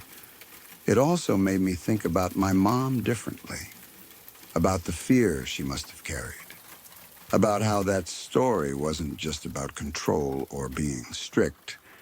It was about loss, about knowing that someone in the family had died violently and never wanting to risk that happening to her own child. And it made me see my partner in a new light, too. She had carried that experience quietly for years. She hadn't led with it. She hadn't used it for sympathy. It was just part of her history, something she lived with and moved forward from. Even now, it still feels unreal sometimes that a story I grew up hearing in fragments turned out to be something my wife lived through. That the person I love once loved someone whose death shaped my childhood in ways I didn't even realize at the time. It's strange how life does that. How the past loops back around. How things you think you understand suddenly reveal deeper layers when you least expect it. I don't think about it every day, but when I do, it still stops me for a moment. It reminds me how interconnected people can be without knowing it. How trauma echoes across generations in ways that aren't always obvious, and how sometimes the truth is far heavier than the version we were told to keep us safe. It's not really a creepy story. There's no mystery left to solve, just a moment of realization so intense it still sits with me years later. A reminder that behind every warning story, there's often a real person, a real loss, and a reality far more complicated than the version we hear as children.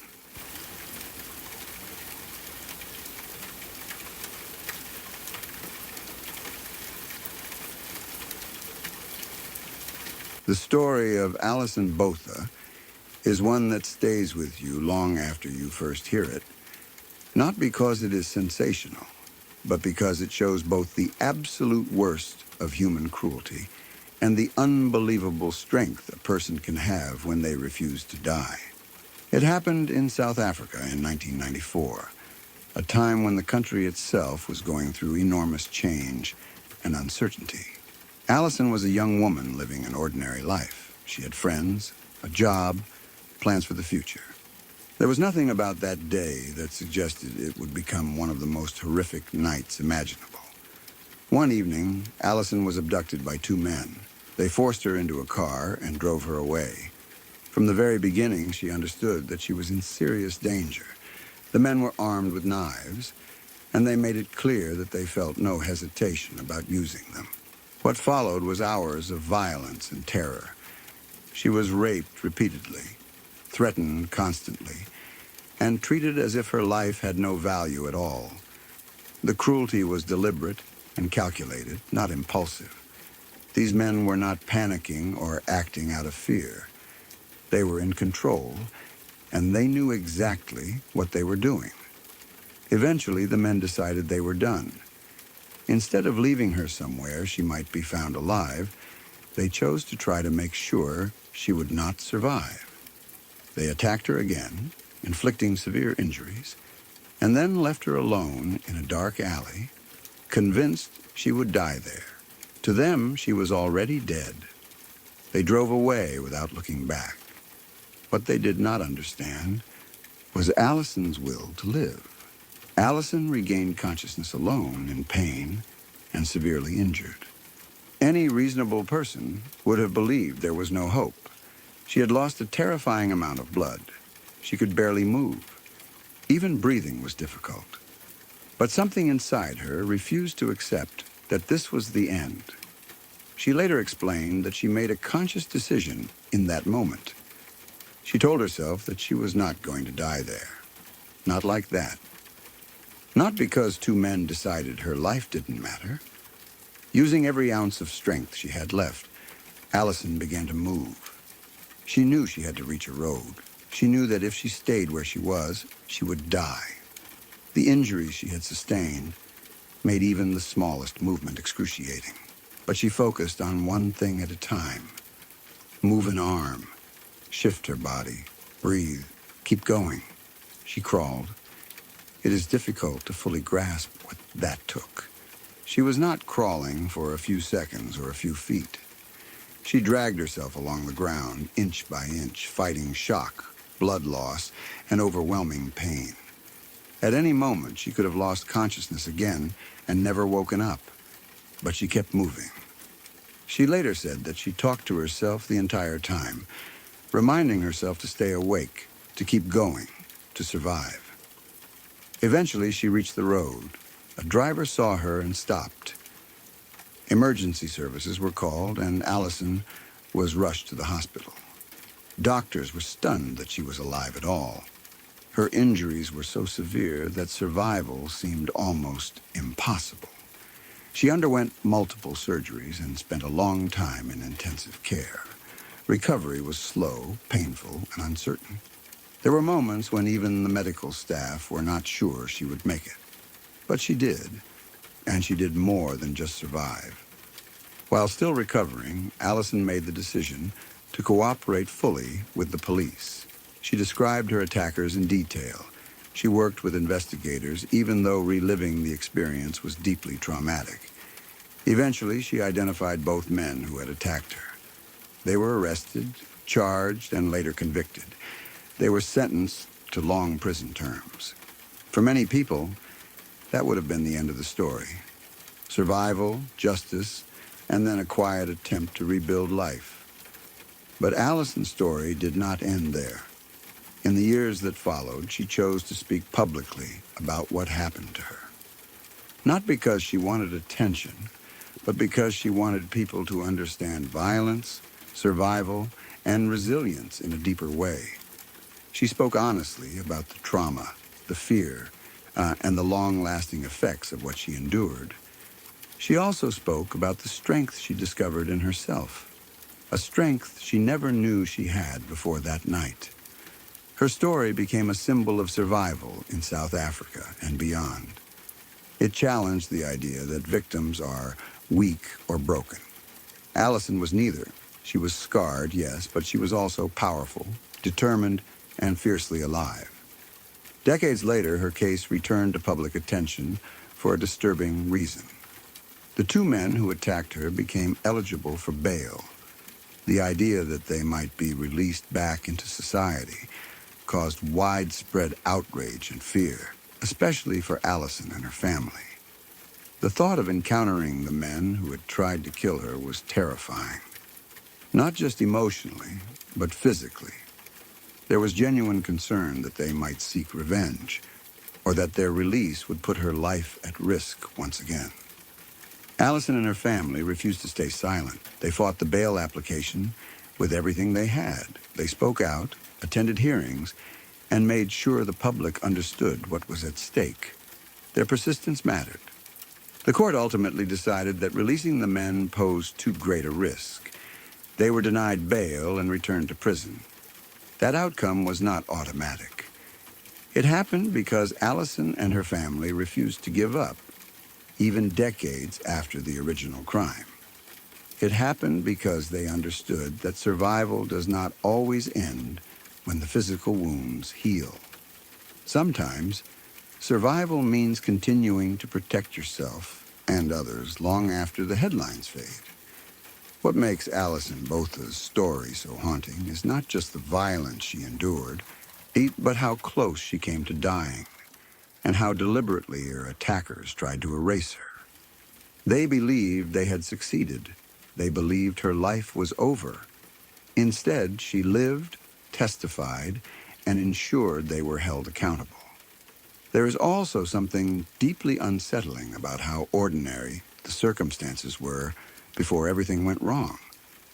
Allison was not doing anything risky or unusual. She was simply living her life. That randomness is what makes the story so frightening. It reminds us that violence does not always come with warning signs. Sometimes it arrives suddenly, without reason and without mercy. At the same time, her story is not just one of horror. It is a story of agency. Even at her most vulnerable, Allison made choices. She chose to move instead of giving up. She chose to speak instead of staying silent. She chose to fight, again and again, for her life and her safety. For many survivors of violence, Allison's story offers something rare.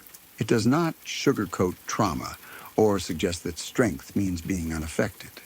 She has spoken openly about fear, anger, and the long road to healing. Strength, in her case, did not mean forgetting what happened. It meant carrying it and still choosing to live fully. Thinking about her now, it is impossible not to feel both heartbreak and admiration. Heartbreak for what she endured, and admiration for how she responded. The fact that, even decades later, she had to fight to keep her attackers behind bars is a reminder that justice is often fragile and incomplete. It requires constant vigilance, especially from those who have already suffered the most.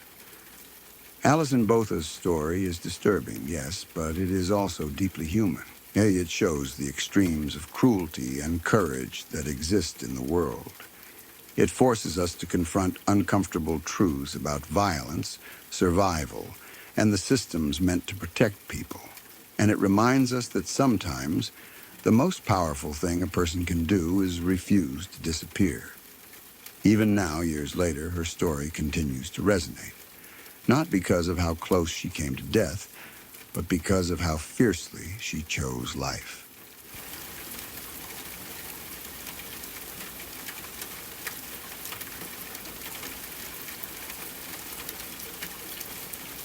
My grandparents used to tell this story quietly, never like a dramatic tale, more like something that had been folded away and only taken out when the moment felt right.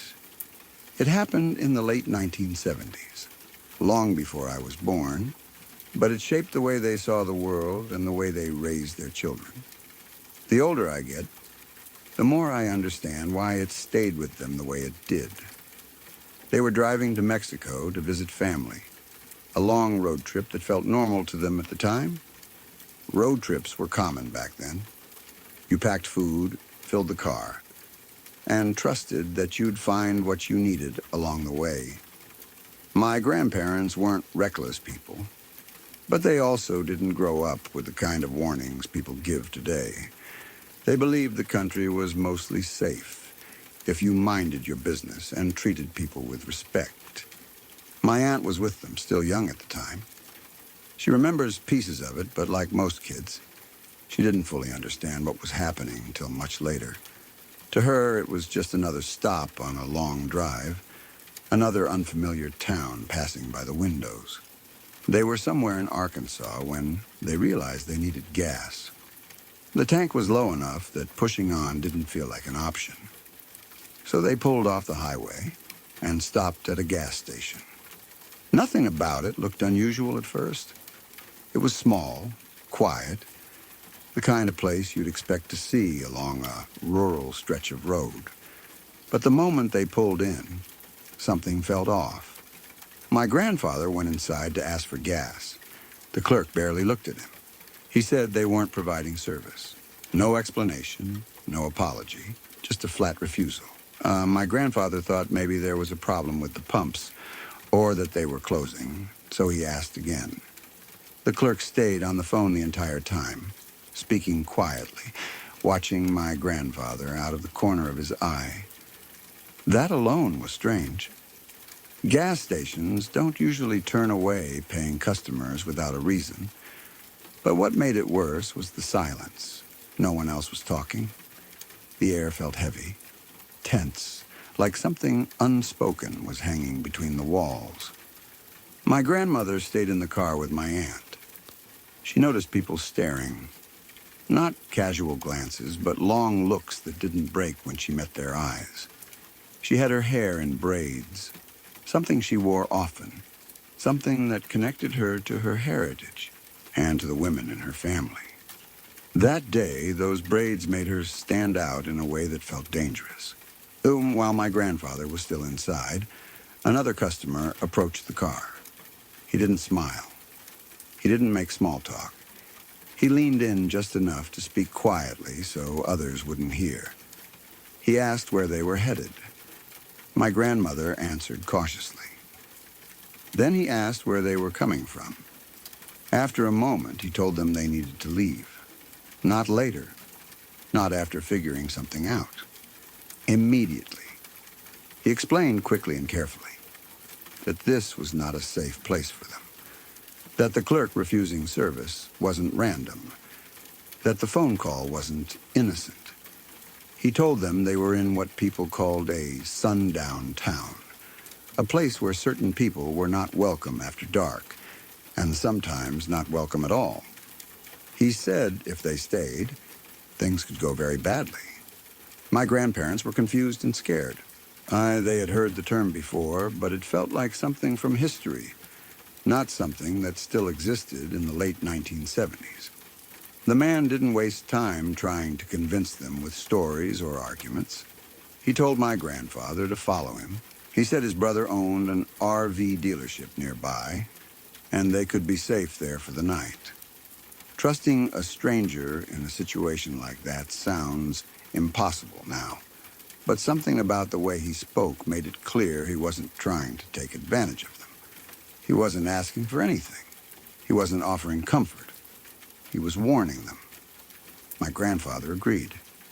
They got back into the car and followed him. leaving the gas station behind.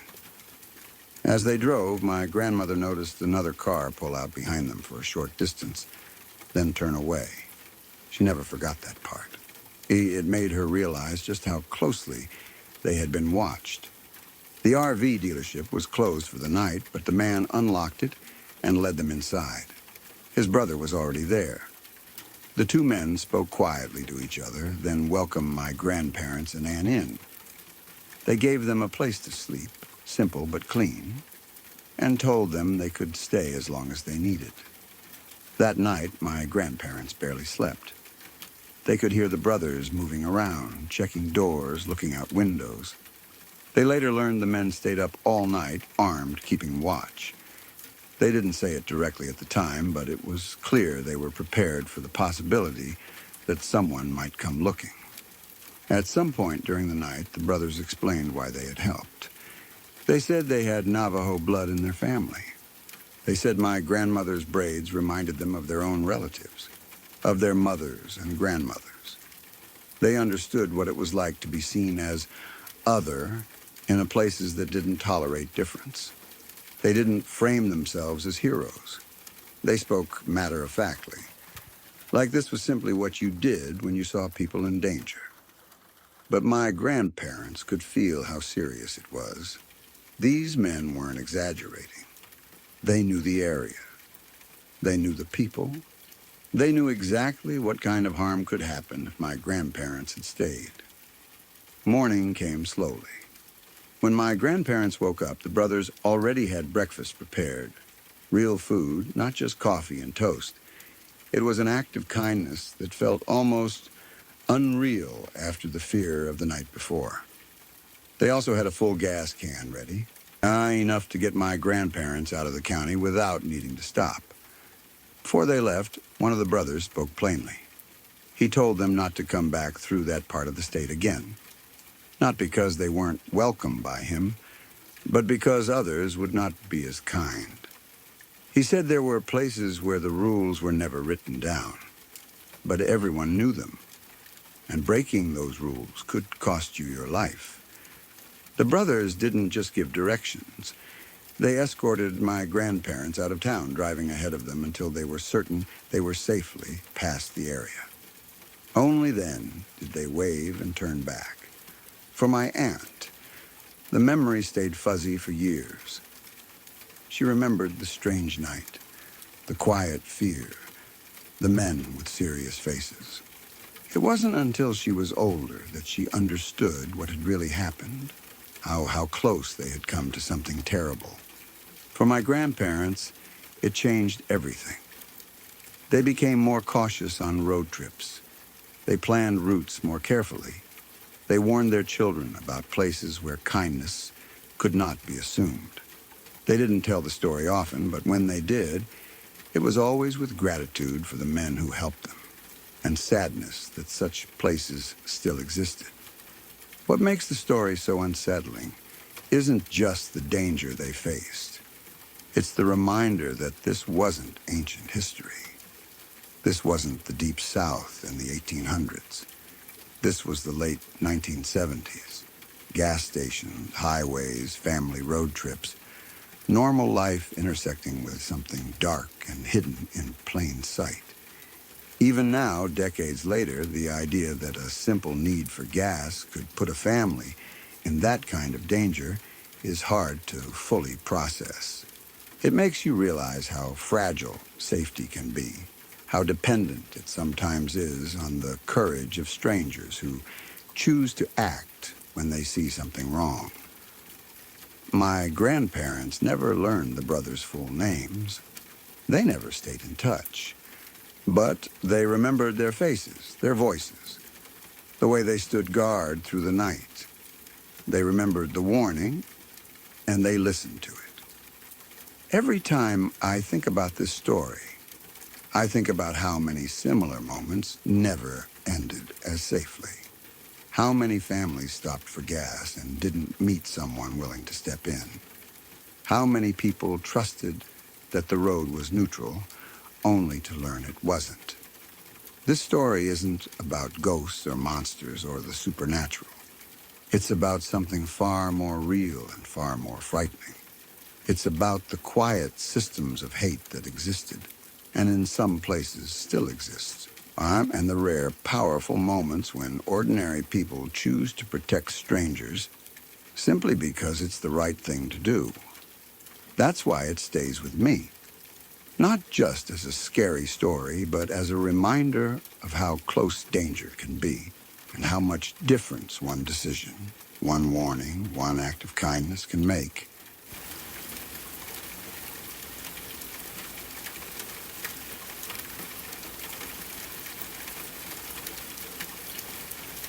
This story comes from my mother. She was raised Catholic in England in a small, detached house with her mother and 4 brothers. It was a single-parent household, and life was not always easy. Money was tight, space was limited, and rules were strict. Faith was taken seriously in that house. Church on Sundays was not optional. Certain subjects were not debated.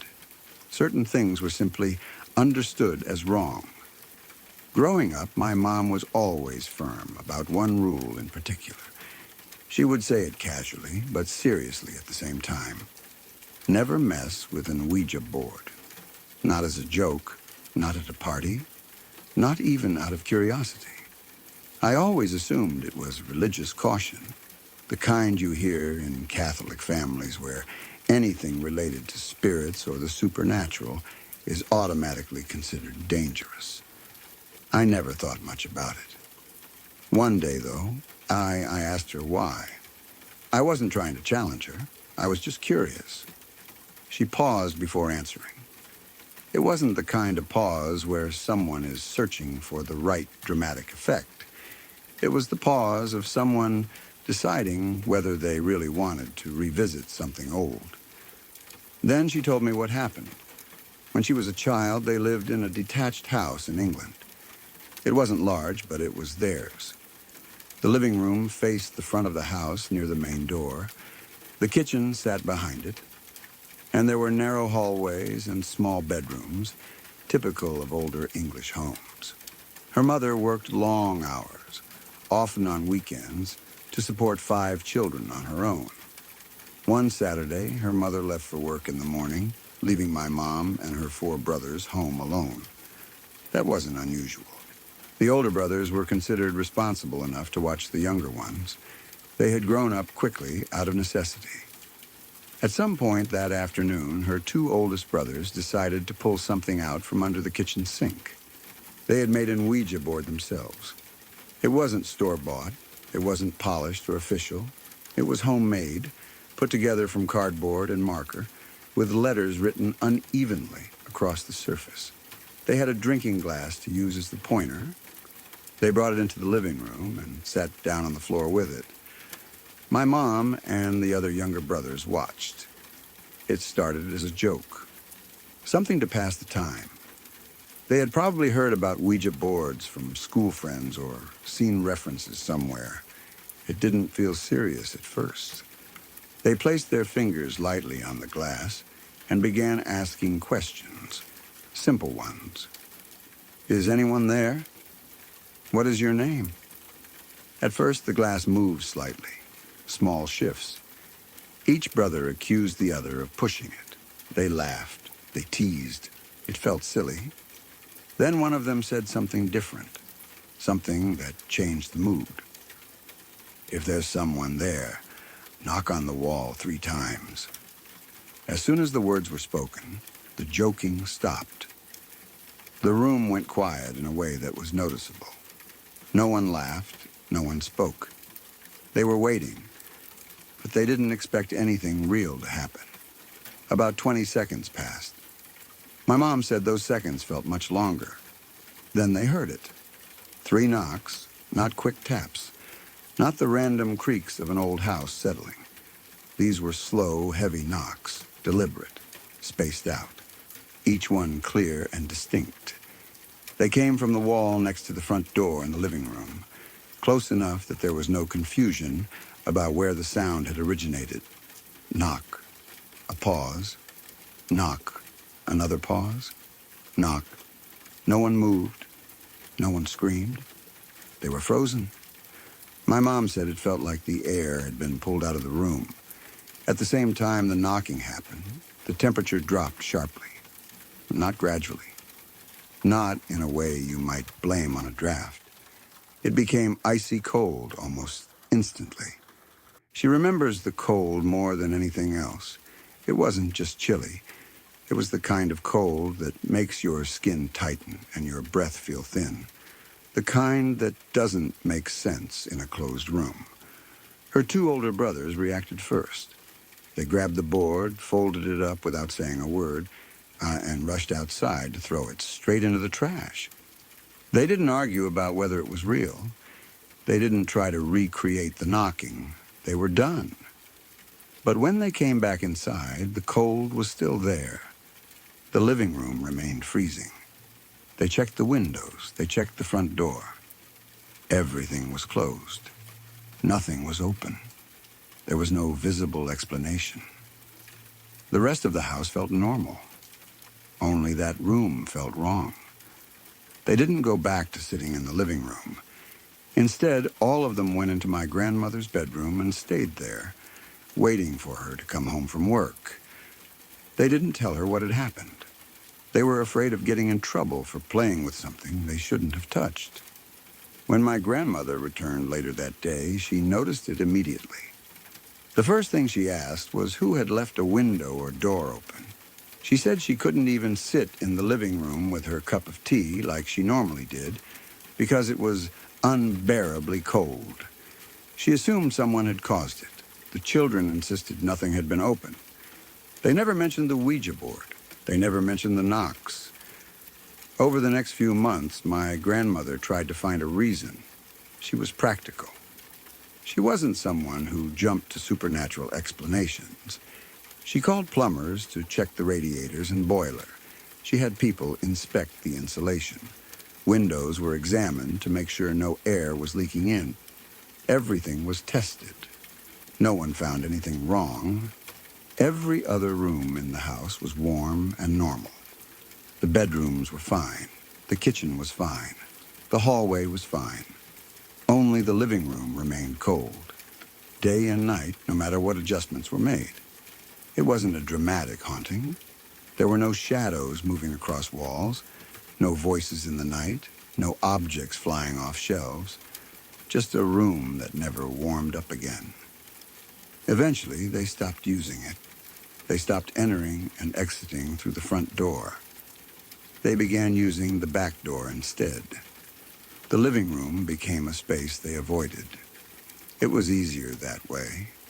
You can adapt to strange things if they stay consistent. You build new habits around them. This went on until they eventually moved to another house. My mom told this story without exaggeration. She didn't smile while telling it. She didn't try to make it scarier than it was. She described it the same way someone might describe a broken appliance that was never fixed. Calm, direct, matter of fact. She has never told it again. There were no follow-up events, no dramatic endings. The room stayed cold. They moved. Life continued. What unsettles me most is how ordinary it sounds. There was no ghostly figure, no dramatic confrontation, just 3 knocks and a temperature that never returned to normal. It feels quiet, almost mundane. But that's what makes it stay with me. You can dismiss a loud, dramatic haunting as fantasy. It's harder to dismiss something subtle that never had an explanation. Could there have been a hidden structural issue? Possibly. Could there have been some strange airflow no one identified? Maybe. Old houses can behave in odd ways. But the timing, the question, the knocks, and the cold that arrived at the exact same moment. That's what makes it hard to shrug off completely. My mom is not someone who enjoys scary stories. She doesn't embellish. She doesn't seek attention. If anything, she avoids these topics entirely.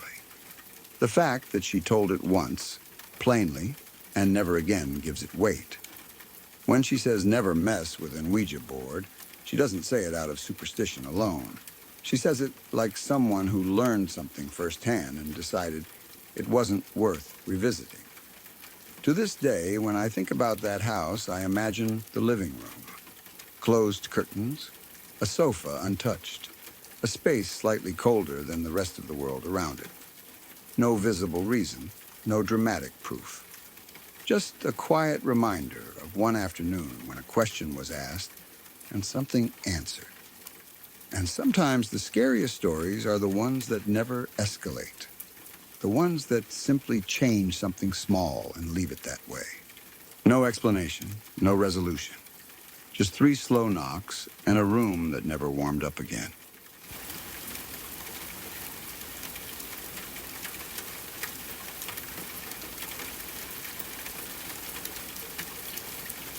About 20 years ago, I lived in Phoenix, and it was pretty normal for me to take day trips just to get out of the city.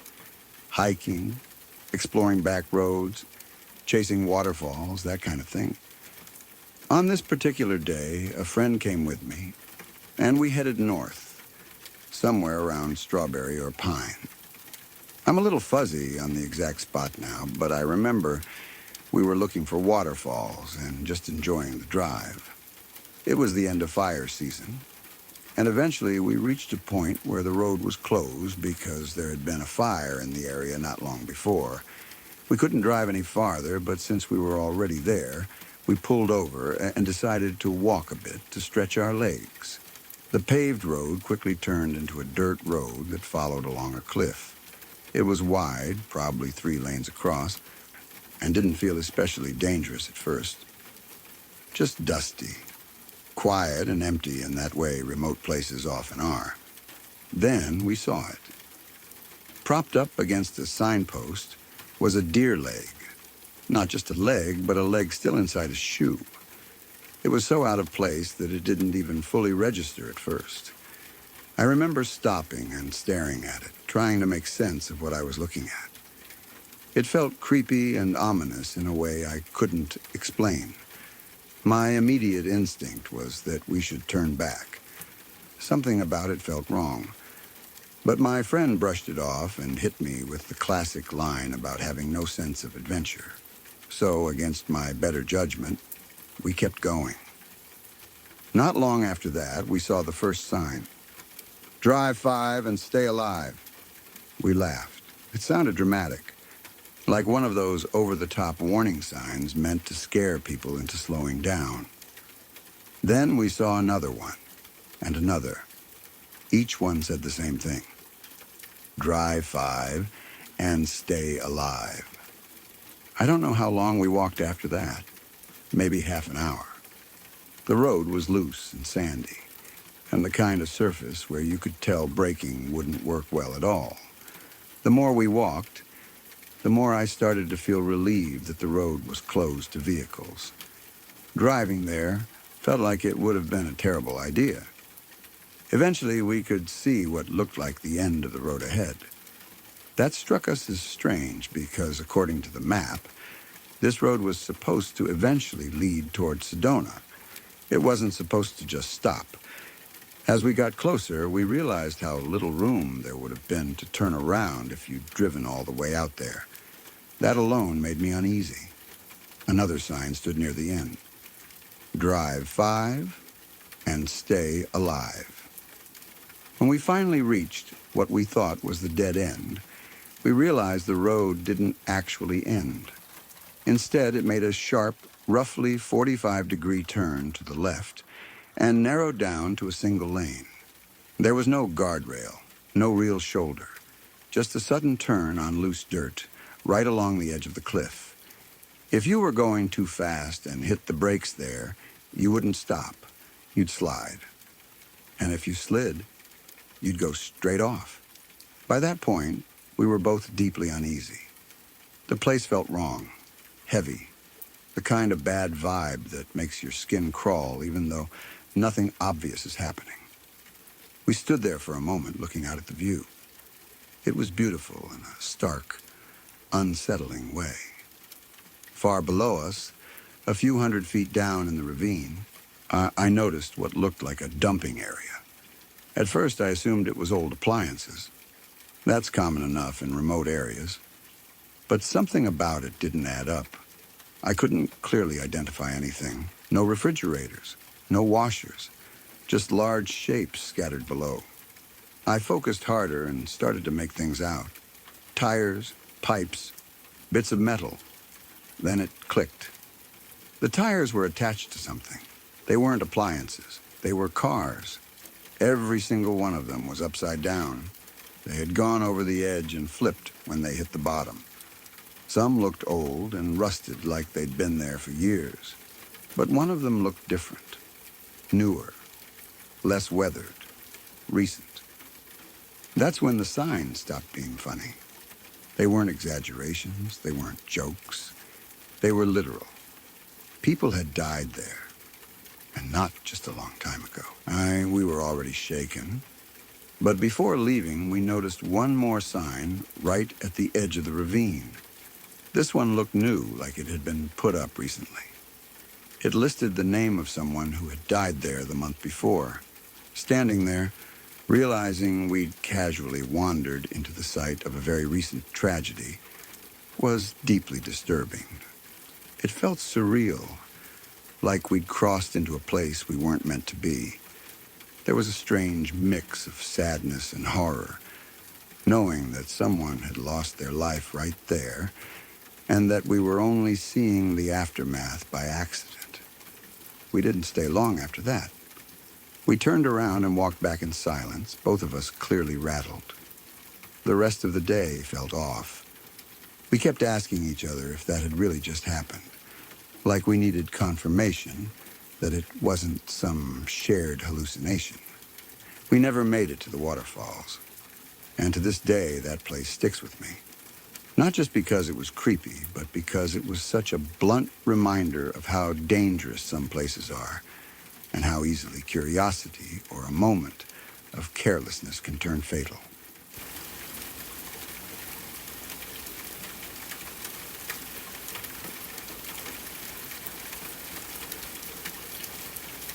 Look, if you're still watching, you already know what this channel is. No jump scares, no fake drama, just real stories about real people who survived things most of us can't even imagine. And that's scarier than any movie could ever be. If you want more of this raw, unfiltered truth, told the way it deserves to be told, subscribe to Lacuna Noir. We're not here to waste your time. We're here to tell the stories that actually matter. Thanks for listening. Now go get some sleep, if you can.